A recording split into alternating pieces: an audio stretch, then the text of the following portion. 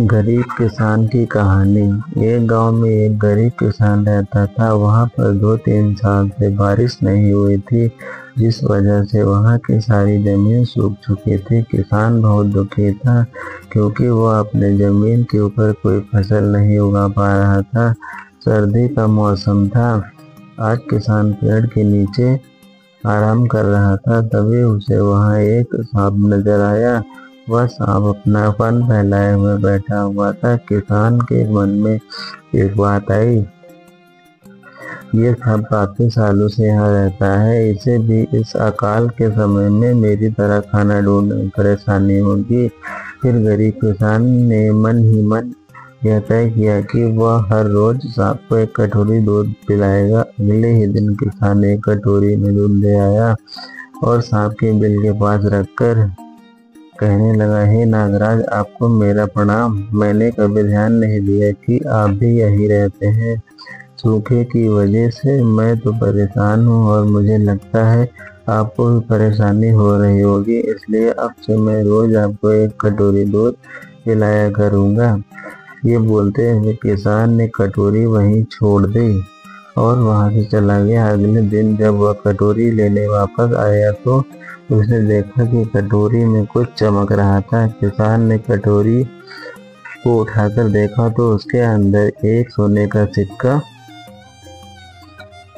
था। फिर किसान हर रोज सांप को एक कटोरी दूध पिलाता और अगले दिन सुबह हर रोज उसे एक सोने का सिक्का मिलता। एक दिन किसान को किसी काम से शहर जाना था और उसने अपने बेटे को यह जिम्मेदारी सौंपी।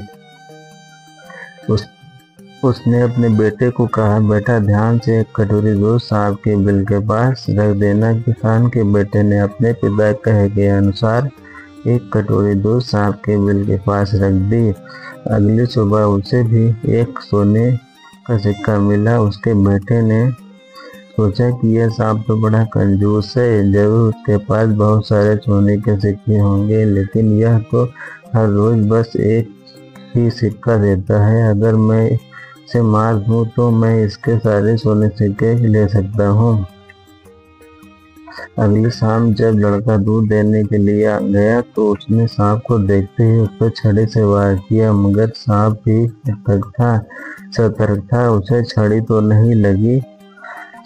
लगी पर उसने किसान के बेटे को भी डस लिया। सांप का विष बहुत ही जहरीला था। देखते ही देखते किसान के बेटे की मौत हो गई और जख्मी सांप अपने बिल में वापस चला गया। जब किसान वापस लौट कर आया तो उसे अपने बेटे की मृत्यु के बारे में पता चला। तब साथ ही वह बहुत दुखी और क्रोधित होकर सांप के बिल के पास उसे मारने पहुंचा।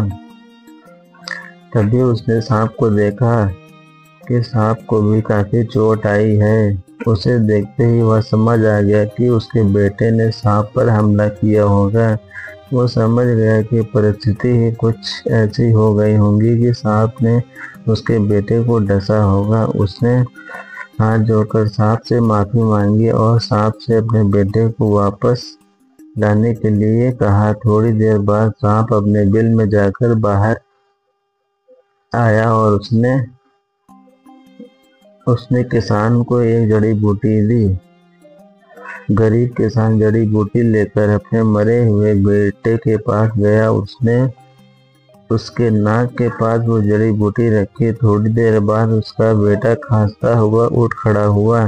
जिंदा होने के बाद किसान के बेटे को उसकी गलती का एहसास हुआ। वो अपने पिता के साथ सांप के बिल के पास आ गया और उससे हाथ जोड़कर माफी मांगी और बोला, हे नागराज, मुझे क्षमा कर दीजिए। अब मैं किसी भी पशु पक्षी या जानवर पर हमला नहीं करूंगा, मुझे क्षमा दान दें। सांप ने भी खुश होकर अपना सिर हिलाया और वापस अपने बिल में चला गया। इस कहानी से हमें 2 सीख मिलती हैं। पहली ये कि लालच करना बुरी बात है और दूसरी सीख ये है कि हमें जो जीवों पे हमला नहीं करना चाहिए। हमें उन्हें बिल्कुल भी परेशान नहीं करना चाहिए। हमें उम्मीद है आपको यह कहानी जरूर पसंद आई होगी। ऐसी ही कहानी सुनने के लिए जुड़े रहिए हमसे। हम जल्द ही मिलते हैं एक और नई कहानी के साथ। तब तक के लिए धन्यवाद।